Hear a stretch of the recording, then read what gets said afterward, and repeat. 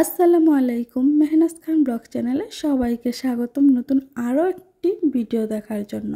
তো আজকে আপনাদের সাথে শেয়ার করব গ্রামের খুব পরিচিত একটি পিঠা, পয়সা পিঠা।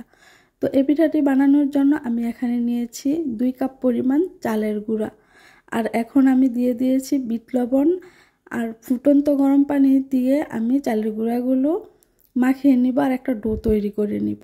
তো সেই জন্য আমি অল্প অল্প করে পানি দিয়ে তারপর ডোটা তৈরি করে নিব। একসাথে বেশি পানি দিয়ে ডোটা তৈরি করতে গেলে ডোটা পাতলা হয়ে যাবে, পিঠাগুলো সুন্দর হবে না।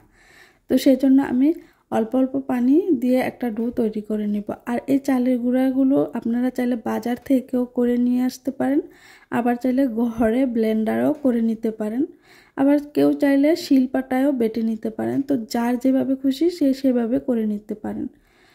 তো চালের গুঁড়াগুলো আমি খুব ভালোভাবে ডলে তারপর একটা ডো তৈরি করব। যত ভালোভাবে ডলে ডো তৈরি হবে পিঠাগুলো ততটা সফট হবে আর ফুলবে। তো দেখুন এই কাজটা আমি খুব সাবধানের সাথে করছি, আর পানিও বারবারে দিয়ে দিচ্ছি।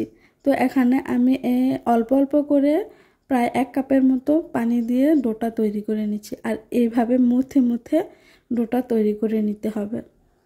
তো আমার চ্যানেলের ভিডিওগুলো যদি আপনাদের কাছে ভালো লাগে তাহলে অবশ্যই চ্যানেলটি সাবস্ক্রাইব করে দিবেন আর নোটিফিকেশন অন করে দিবেন। তো দেখুন চালের গুঁড়াটা কতটা মসৃণ হয়েছে দেখতে, আর এই গুঁড়াগুলো দিয়েই আমি এখন পিঠা তৈরি করে নিব। তো সেই জন্য এখানে আমি 4টা ডো তৈরি করে নিব এখান থেকে। তো 4টা ডোয়ে আমি কালার দিয়ে নিব 3টা, আর একটা সাদা রেখে দিব। তো আপনারা চাইলে শুধু সাদাও বানাতে পারেন, আবার চাইলে কালার ইউজ করতে পারেন। তো কালার ইউজ করলে পিঠাগুলো একটু কালারফুল দেখায়, সেই জন্য আমি একটু কালার দিয়ে দিলাম। আর এই ডো থেকে 3 কালার থেকে আমি 3টা লেচি কেটে নিয়ে তারপর লম্বা করে শেপ দিয়ে নিব, লম্বালম্বি করে। তো এই কাজটি খুব সাবধানের সাথে করতে হবে। আর 3 কালার যখন এখানে মিলানো হবে কালারটা খুব সুন্দর লাগবে, আর পিঠাগুলো দেখতেও খুব সুন্দর হবে। তো ভালো করে মিক্স করে নিতে হবে 3টা কালার, যেন সিদ্ধ হলে ফেটে না যায়। তো এখন আমি 3টা কালার একসাথে করে আবার লম্বা করে একটা শেপ দিব। তো চেপে চেপে নিতে হবে, না হয় ফেটে যাবে পিঠাগুলো কাটার সময়।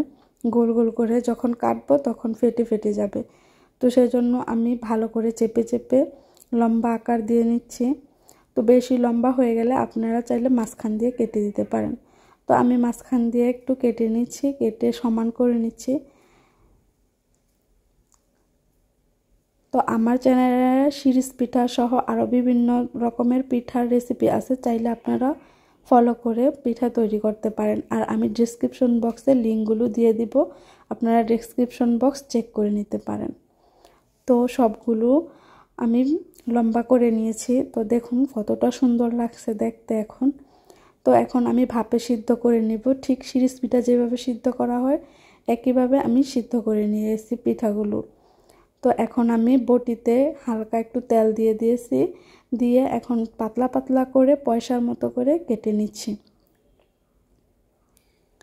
তো বটিতে তেল দিয়ে দিলে খুব সহজে কাটা হয় আর পিঠাগুলো লেগে যায় না। তো দেখুন পিঠাগুলো মাশাআল্লাহ কত সুন্দর করে কাটা হচ্ছে, আর কাটার পরে দেখুন পিঠাগুলো দেখতেও কতটা সুন্দর লাগছে। পরবর্তী ভিডিও আসা পর্যন্ত সবাই ভালো থাকবেন। আল্লাহ হাফেজ।